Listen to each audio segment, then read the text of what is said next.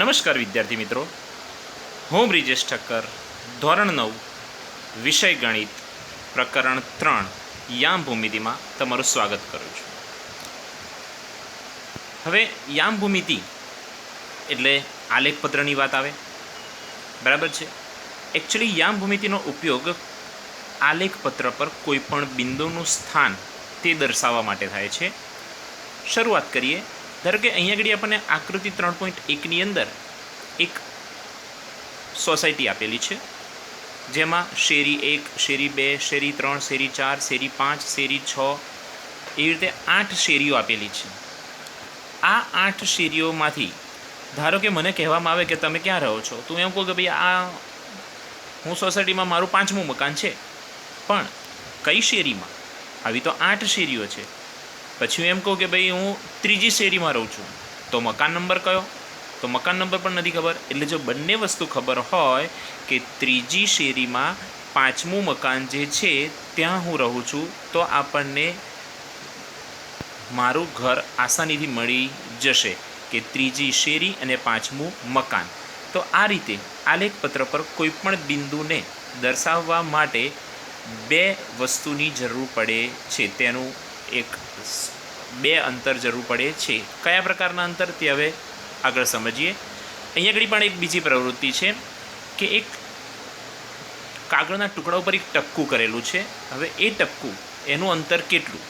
તો હવે આપણે આ ટપકાનું અંતર જાણવું હોય તો આ ટપકું જે મેં કર્યું તે ટપકાનું અંતર કેટલું છે? તો ધારો કે હું એમ કહું કે ભાઈ આ એની આડી લાઈન છે અને આ એની ઊભી લાઈન છે, તો તેમાં આ તળિયું કહી દઈએ અને આ જે છે તેને આપણે તળિયું કહી દઈએ. તો તળિયાથી આ તરફ તે બિંદુ આવેલું છે અને તળિયા સિવાય બીજો ભાગ આપણે શું કહીશું? તો કે આ ડાબી ધાર છે ત્યાંથી આ સાઈડ આવેલું છે. તો આપણને જો ખબર હોય કે તળિયાથી 9 સેન્ટીમીટર ઉપર અને અહીંયાથી ડાબી સાઈડ 5 સેમી અંતરે આવેલું છે, તો તે બિંદુનું સ્થાન આપણે જણાવી શકીશું કે તે બિંદુ આ જગ્યાએ આવેલું છે. તો એનું સ્થાન દર્શાવવા માટે પણ આપણને બે વસ્તુની જરૂર પડી. એક તળિયાથી અંતર અને બીજું અહીંયાથી ડાબી બાજુનું અંતર. તો આમાં પણ આપણે બે વસ્તુની જરૂર પડે છે. ઓકે, તો પછી હવે બીજી એક બેઠક વ્યવસ્થાની વાત કરીએ કે આપણે વર્ગખંડની અંદર તમે બધા બેસો છો, બરાબર છે. તો વર્ગખંડની અંદર ધારો કે આપણી પાસે વર્ગખંડની અંદર અલગ અલગ બેન્ચીસોની 5 હાર છે. 1, 2, 3, 4 અને 5. 1, 2, 3, 4 અને 5. 1, 2, 3, 4 અને 5. 1, 2, 3, 4 અને 5. 2, 3, 4 અને 5. કુલ 25 બેન્ચીસ છે. આ પ્રમાણે જેમ કે 5 આ જે એમાંથી આ જે કહીશું તે 5 હાર કહીશું કે 5 હાર છે બેન્ચીસની, અને આ જે છે તે 5 સ્તંભ છે. ઓકે, આ પ્રકારની બેન્ચીસમાં માનો કે કોઈ વિદ્યાર્થી છે, તે વિદ્યાર્થી આ બધી બેન્ચની અંદર આ સ્થાને બેઠો છે, તો આપણે તેનું સ્થાન કેવી રીતે દર્શાવી શકીએ? તો તેનું સ્થાન દર્શાવવા માટે આપણે કહીશું કે ભાઈ પહેલી, બીજી, ત્રીજી અને ચોથી હારમાં પહેલું, બીજું, ત્રીજું અને ચોથા સ્તંભમાં છે. ઓકે, જો આપણે ગણતરી કરીએ કે તે પહેલી, બીજી, ત્રીજી અને ચોથી હાર, અને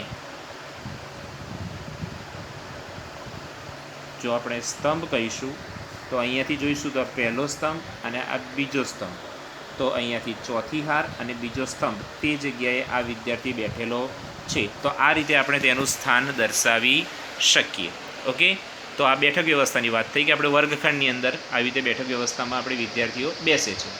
બસ, તો આના ઉપર આધારથી જ આપણે કાર્ટેશિયન પદ્ધતિ વિશે શીખવાનું છે. કાર્ટેશિયન પદ્ધતિ એક એનો થોડો ઘણો અભ્યાસ આપણે સંખ્યા પદ્ધતિમાં કરી રહ્યા છીએ. આપણી પાસે કોઈ પણ એક રેખા હોય તો તે રેખામાં અહીંયા આગળ જે સેન્ટરમાં જે છે એને આપણે શું કહીશું? ઉગમ બિંદુ કહીશું. શું કહી દઈશું? આ ઉગમ બિંદુ O છે ઉગમ બિંદુના યામ હંમેશા કેટલા હોય? 0 હોય. હવે ઉગમ બિંદુની જમણી તરફ આપણને સમાન અંતરે એકમ અંતરે ધન બિંદુઓ મળશે. જમણી તરફ કેવા બિંદુઓ મળશે આપણને? ધન. અને ડાબી તરફ કેવા બિંદુઓ આપણને મળશે? ઋણ બિંદુઓ મળશે. આ જે રેખા દોરેલી છે તે આડી રેખા છે અને આડી રેખાને આપણે શું કહીએ છીએ? સમક્ષિતિજ રેખા કહીશું. શું કહીશું? સમક્ષિતિજ રેખા.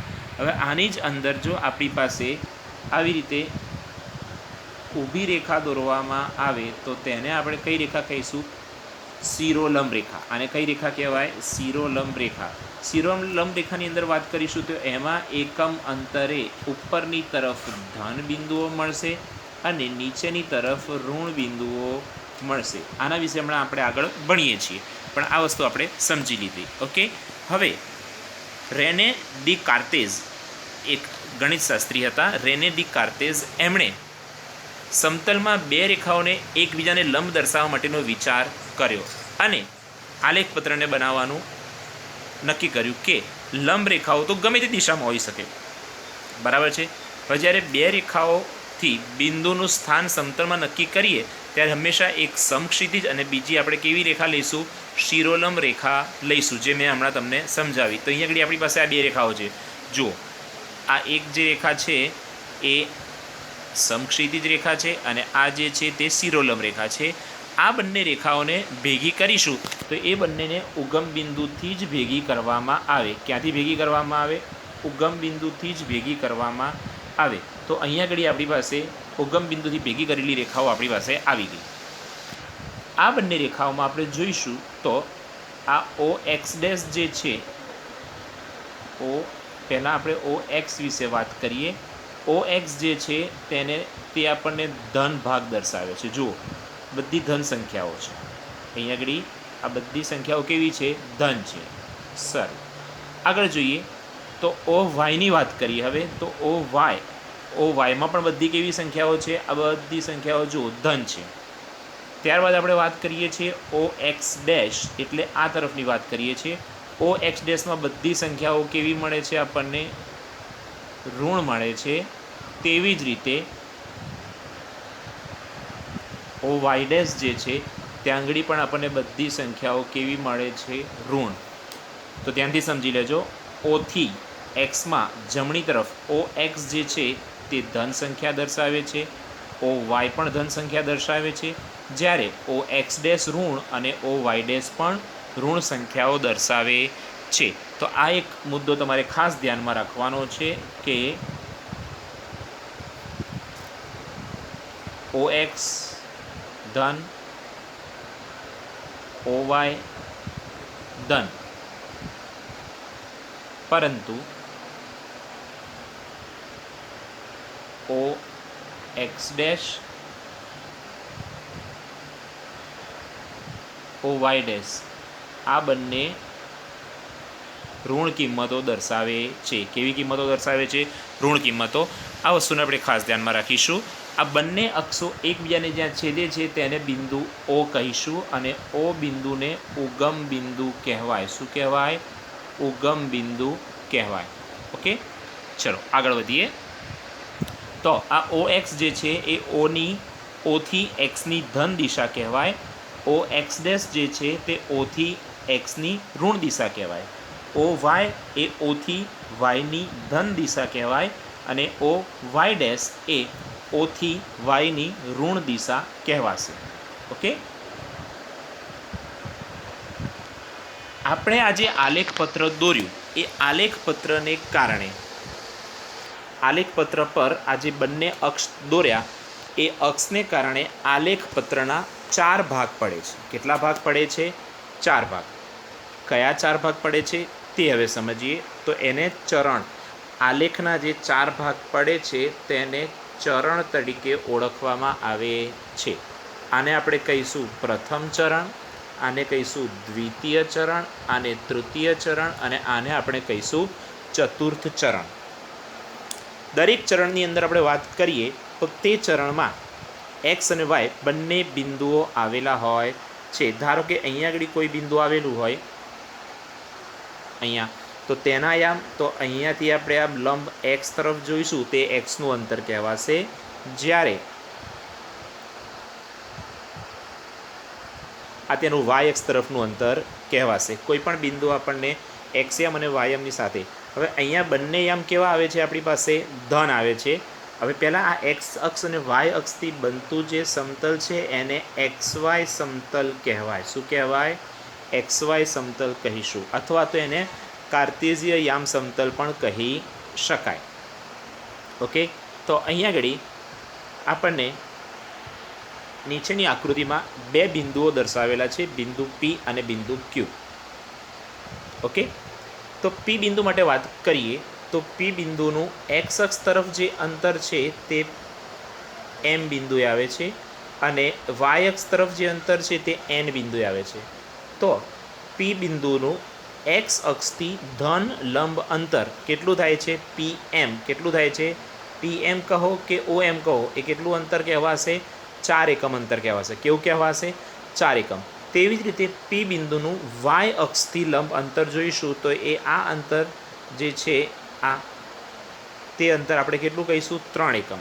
ફરીથી સમજીએ કે પી બિંદુનું એક્સ અક્ષથી લંબ અંતર જે છે તે 4 એકમ છે અને પી બિંદુનું વાય અક્ષથી જે લંબ અંતર છે તે એકમ 3 એકમ છે.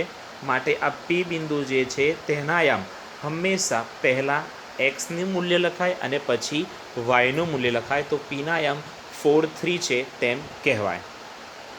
ઓકે, તેવી જ રીતે અહીંયા આગળ ક્યુ બિંદુ જે છે તો ક્યુ બિંદુનું એક્સ તરફનું મૂલ્ય જોઈશું તો ક્યુ બિંદુનું એક્સ તરફનું મૂલ્ય આપણને -2 મળે છે. જ્યારે વાય તરફનું મૂલ્ય જોઈશું, એક્સ તરફનું મૂલ્ય જોઈશું તો તે આપણને -6 મળે છે અને વાય તરફનું મૂલ્ય આપણને -2 મળે છે. તો આપણે ક્યુ બિંદુના યામ જાણીએ તો ક્યુ બિંદુના યામ પહેલાં આપણે એક્સના યામ લખીશું એટલે -6 અને પછી વાયના યામ એટલે કે -2. તો ક્યુ બિંદુના યામ અહીંયા આપણી પાસે થશે -6 -2. ઓકે, જોઈએ તો પી બિંદુનું એક્સ યામથી અંતર અને આનું પણ બિંદુ મળી ગયું, પરંતુ ક્યુ બિંદુ ઋણ દિશામાં દર્શાવે છે એટલે બંનેમાં શું? માઇનસનું ચિહ્ન મૂકવું પડે. તો હવે કોઈપણ બિંદુનો એક્સ યામ જે છે, કોઈપણ બિંદુનો એક્સ યામ, આ મુદ્દો ખાસ સમજવાનો પ્રયત્ન કરીએ. કોઈપણ બિંદુનો એક્સ યામ એ તેનું વાય અક્ષથી એક્સ અક્ષની દિશામાં માપેલું લંબ અંતર છે. જો અંતર એક્સ અક્ષથી ધન દિશામાં હોય તો એનો એક્સયામ ધન કહેવાય અને અંતર એક્સ અક્ષથી ઋણ દિશામાં હોય તો તેનો એક્સયામ ઋણ છે તેમ કહેવાય. જે હમણાં આપણા જોડે ક્યુ માટે બનતું હતું કે ક્યુ માટે શું થતું હતું? આપણી પાસે -6 થતા હતા. કેટલા થતા હતા ક્યુ માટે? -6, જે અહીંયા આપણને મળ્યા.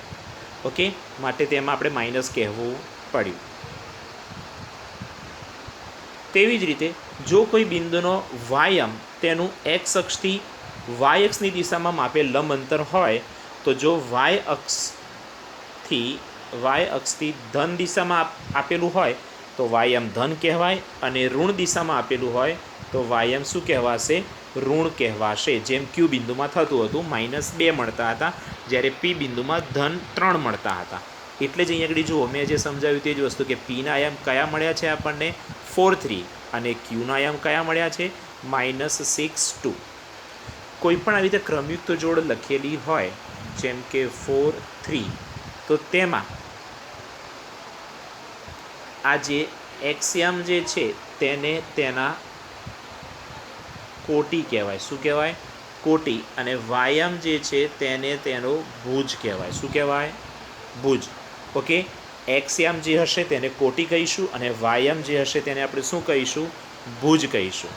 ઓકે, તો અહીંયા આગળ નીચે આકૃતિની અંદર આપણને કેટલાક બિંદુઓ આપેલા છે, દર્શાવેલા છે. તે બિંદુના કોટી અને ભુજ જણાવવાના છે અને તેના યામ આપણે દર્શાવવાના છે, જે આપણું ઉદાહરણ નંબર 1 છે. ઓકે, તો હવે આપણે બી બિંદુની વાત કરીએ તો બી બિંદુ જે છે આપણા પાસે અહીંયા છે. પહેલું હંમેશા એક્સ તરફ જોવાનું. તો બી બિંદુથી એક્સ તરફ આપણને કઈ કિંમત દર્શાવે છે? 4. માટે તેના કોટી કેટલા કહેવાશે? 4 કહેવાશે. ઓકે, ત્યારબાદ યામ એટલે કે ભુજ. તો વાય અક્ષ ઉપર કયું બિંદુ દર્શાવે છે? 3. તો ત્યાં આગળ આવી જશે 3. તો બી બિંદુના યામ થઈ જશે 4, 3. હંમેશા પહેલાં 4 એ એક્સ અમને એક્સનું મૂલ્ય લખ્યું અને 3 જે છે તે આપણે વાયનું મૂલ્ય લખેલું છે. હવે આપણે બિંદુ એમના એક્સ યામ માટે વાત કરવી છે. તો બિંદુ એમ માટે આપણે વાત કરીશું. તો બિંદુ એમ, તો એમ બિંદુથી એક્સ તરફ જોઈશું તો એમ બિંદુથી એક્સ તરફ આપણને કેટલા મળે છે? -3. એટલે કે તેનો એક્સ યામ કેટલો કહેવાશે? -3. અને વાય યામ કયો કહેવાશે? -4, કારણ કે તે ધન બિંદુ તરફ દર્શાવે છે. તો એનો એક્સ યામ -3 અને વાય યામ 4.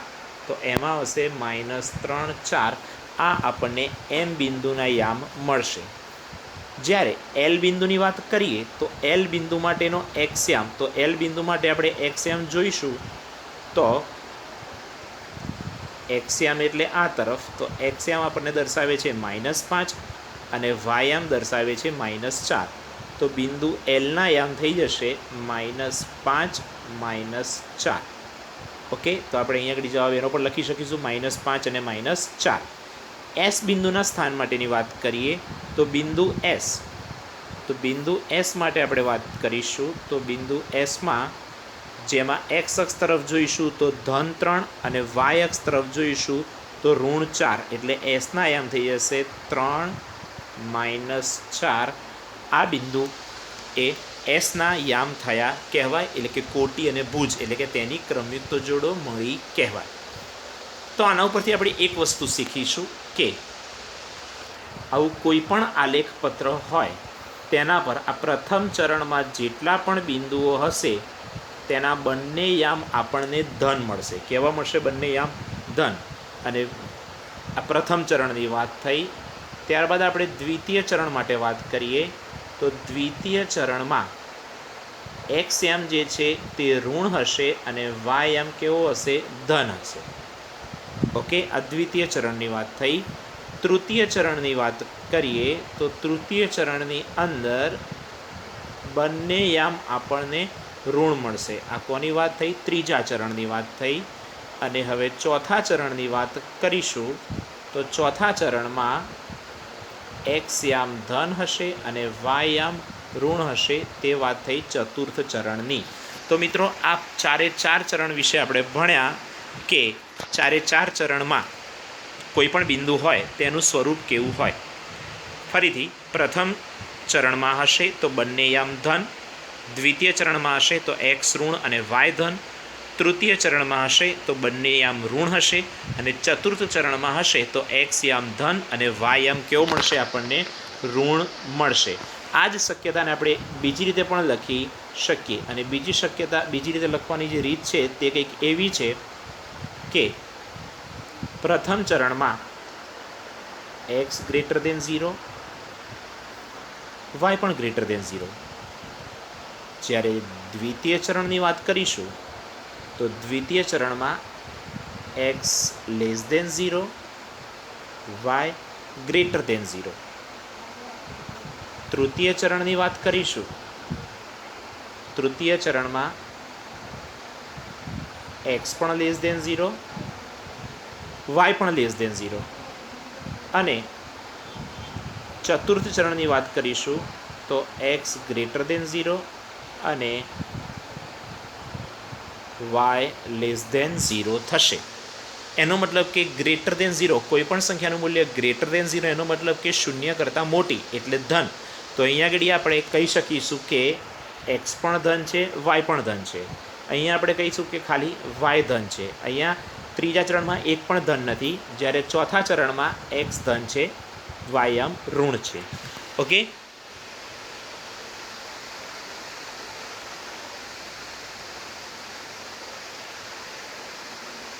બસ. તો અહીંયા આગળ એક શક્યતા આપેલી છે. ઉદાહરણ 2 પણ આપેલું છે. ઉદાહરણ 2માં પણ આપણને કેટલાક બિંદુઓ જે છે તે દર્શાવેલા છે. તે બિંદુઓનું આલેખપત્ર પર સ્થાન દર્શાવવાનું છે. હવે કોઈ પણ અક્ષ ઉપર કોઈ બિંદુ આવેલું હોય તો તેનું ત્યાંથી એ અક્ષથી અંતર એનું કેવું કહેવાય? 0 કહેવાય. જેમ કે હું એમ, તમે કોઈ પણ 2 મિત્રો હોવ, 2 મિત્રોનું એક મિત્રનું બીજા મિત્રથી અંતર કેટલું તો આપણે માપી શકીશું. પણ હું તમારું જ તમારાથી અંતર કહીશ તો આપણે માપી શકીશું નહીં, કારણ કે કોઈ પણ વ્યક્તિનું પોતાનાથી અંતર હંમેશા કેવું હોય છે? 0 હોય છે. ઓકે, તો અહીંયા આગળ આપણને કેટલાક બિંદુઓ આપેલા છે તેના વિશે સમજવાનો ટ્રાય કરીએ કે બિંદુ એ વાય અક્ષથી 4 અંતરે છે, જ્યારે એક્સથી 0 અંતરે છે.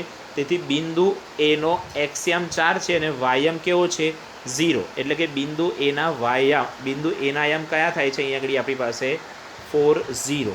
એટલે જુઓ, કોઈ બિંદુ એ એક્સ અક્ષ ઉપર આવ્યું તો તેનો વાયયામ કેવો થઈ ગયો? 0 થઈ ગયો. ઓકે, બીજું બિંદુ છે બીના યામ કયા છે? 0 3. તો આ બી બિંદુ અહીંયા છે, તેના યામ કયા છે? 0 3. કારણ કે બી બિંદુ ક્યાં આવેલું છે? વાય અક્ષ ઉપર. તો વાય અક્ષ ઉપર આવેલું હોય તો તેનો એક્સ યામ કેવો હશે? 0 હશે. બસ, તો આપણે આ મુદ્દામાંથી એ જ વસ્તુ સમજવાની હતી કે કોઈ પણ બિંદુ એક્સ અક્ષ પર હોય તો તેનો વાય યામ 0 થાય અને કોઈ પણ બિંદુ વાય અક્ષ પર હોય તો તેનો એક્સ યામ એટલે શું કહેવાય? કોટીનું મૂલ્ય કેટલું થાય? 0 થાય. આમાં કોનું મૂલ્ય 0 થાય છે? આમાં ભુજનું મૂલ્ય 0 થાય છે, જ્યારે આમાં કોટીનું મૂલ્ય 0 થાય છે. ઓકે, તો આ મુદ્દો ખાસ ધ્યાન રાખીશું મિત્રો કે કોઈ પણ બિંદુ એક્સ અક્ષ પર આવેલું હોય તો વાયયામ 0 અને વાય અક્ષ પર આવેલું હોય તો તેનો એક્સયામ 0 હશે. આ બંને અક્ષ ઉગમ બિંદુમાં છેદે છે તો ઉગમ બિંદુના યામ હંમેશા 0 0 હોય. ઓકે, આ વસ્તુને પણ ખાસ ધ્યાનમાં રાખીશું. તો મિત્રો, આજના લેક્ચરમાં આપણે અહીંયા સુધી રાખીએ છીએ. આ બધી જ થિયરીને તમે ધ્યાનથી યાદ રાખજો, તૈયાર રાખજો. આવતા લેક્ચરમાં આપણે સ્વાધ્યાય 3.1 3.2 તેમને સમજવાનો પ્રયત્ન કરીશું. Okay, thank you.